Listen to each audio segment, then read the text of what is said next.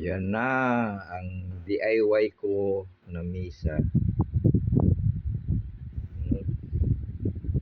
Ginamit ko na sa linagyan ko na sa yung maliit na electric fan, yung DC electric fan, para pag run out may gagamitin akong electric fan.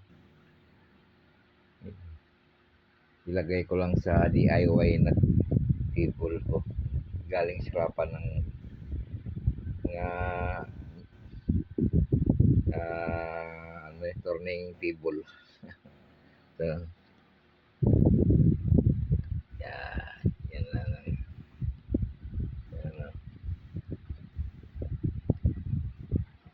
Okay talaga. No? Okay.